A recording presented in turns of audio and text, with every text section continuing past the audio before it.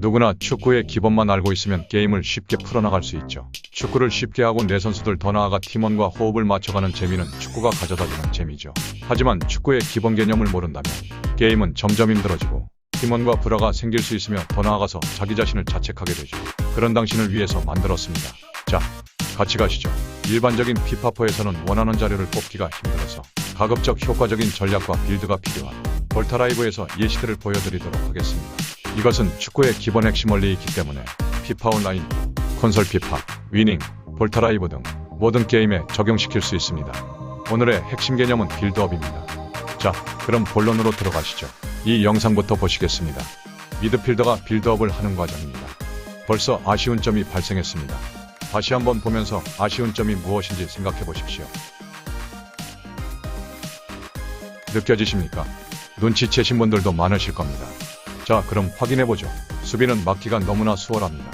여기서 슈팅을 때린다고 한들 볼타라이브라는 게임 특성상 들어갈 수도 있습니다만 11대 11 이라 했을 때 저기서 슛을 차서 들어갈 확률은 얼마나 될까요? 또한 아무리 볼타라이브라 해도 저 슛만 때린다면 한 경기에 몇 골이나 넣을 수 있을까요?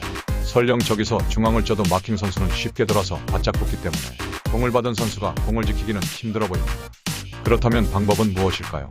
방법의 열쇠는 미드필더가 격수가 아닌 수비에게 주는 것이었습니다. 그렇기 위해서는 수비의 움직임이 중요했죠. 하지만 수비과 공격수는 그런 판단을 하지 못했습니다. 수비는 뒤로 돌아 미드필더의 공을 받아야 했습니다. 격수의 마킹은 이미 몸 방향이 격수를 떠났기 때문에 격수는 자유롭게 아래로 내려갈 수 있었죠. 그렇게 미드가 수비에게 공을 줄 수 있도록 수비는 몸 방향을 꺾어 공을 받고 중앙 격수가 아래로 내려갔을 때 격수 마킹이 격수를 마킹했을 땐 이미 더 깊숙이 들어가고 나서죠. 중앙 격수보다 밑에 있는 격수는 반대편으로 이동해 자신에게 붙은 마킹을 끌고 가야 합니다.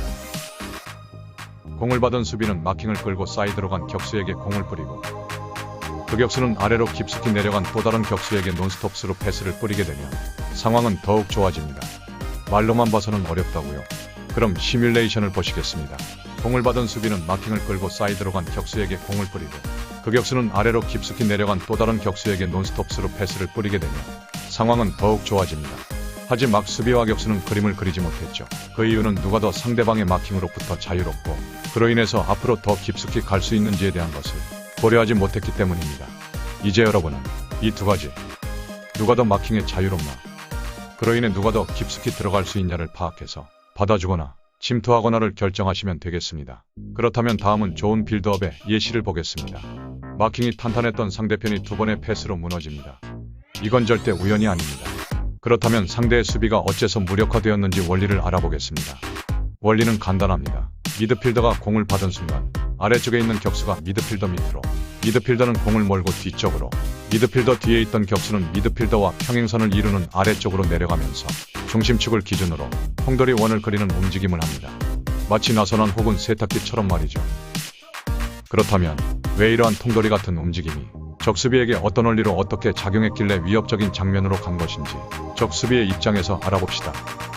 수비는 이렇게 생각하고 움직였을 겁니다. 에우제비우가 달려오는 길을 예상하고 사이드로 침투할 수 있는 아래쪽을 막을 생각을 했을 겁니다. 아래쪽을 막아야 패스기를 끊으면서 마킹이 가능하기 때문이죠. 수비는 아래쪽을 막으면서 내려가고 그와 동시에 호나우두가 에우제비우의 탈출 동선을 막아주며 같이 에우제비우를 죽일 수 있을 거라고 수비는 생각했을 겁니다.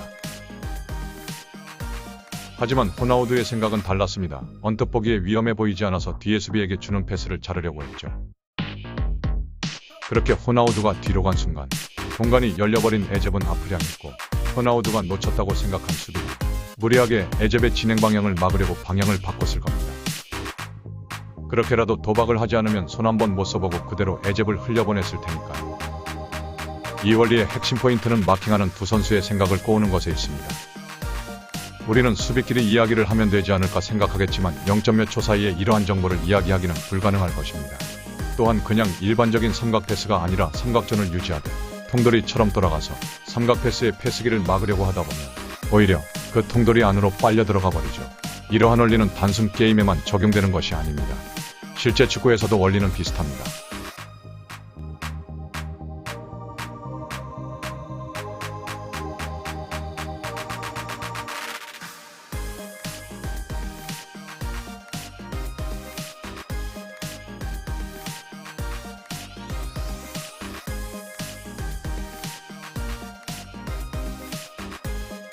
이 통돌이 원리는 유소년 축구에서도 핵심 원리로 거듭 강조되는 원리입니다. 그렇다면 왜 그런 움직임을 가져가야만 할까요? 일반적인 삼각 패스는 패스길이 너무나 쉽게 보이기 때문에 수비들이 위험한 패스길을 막고 원하는 쪽으로 패스를 유도할 수 있습니다. 그렇기 때문에 패스를 받는 사람들은 유기적인 움직임을 가져가야만 수비수들의 생각을 꼬을 수 있을 것입니다. 눈치 빠른 분들은 첫 번째 시뮬레이션을 떠올리셨을 겁니다. 제가 제시한 첫 번째 시뮬레이션에도 이 원리는 들어갑니다. 이렇듯 빌드업의 핵심은 서로에게 이어진 삼각형의 패스길은 유지하되 그 이어진 패스길의 실선을 끊어먹지 않는 것에 있습니다. 이것은 빌드업의 핵심이자 자신이 들어가야 할 위치를 안내해주는 길잡이 역할을 할 것입니다. 이런 분들도 있을 겁니다. 볼타에서는 다른데요. 힙합퍼에서 중거리를 차면 되는데요. 제가 말씀드리고자 하는 내용은 특정한 게임의 스킬이 아닙니다. 바로 축구의 기본기를 이해하고 수행할 수 있는 공통적인 원리입니다. 특정한 스킬은 게임마다 변하지만 공통적인 원리는 절대 변하지 않습니다. 그렇기 때문에 기본 원리의 핵심은 이 영상에 담았습니다. 그러니 오해는 하지 말아 주셨으면 합니다. 틀린 빌드업은 없습니다. 그게 골로만 연결된다면 맞는 빌드업이 될 수도 있죠. 그러나 확률이 높은 빌드업은 존재합니다.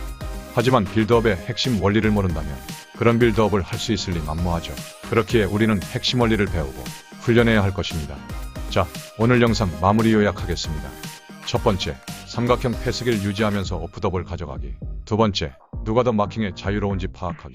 세 번째, 누가 더 침투할 수 있는지 파악하기입니다. 여러분 모두 즐거운 축구 게임을 할 수 있는 그날까지 열심히 노력하겠습니다. 긴 영상 봐주셔서 감사합니다.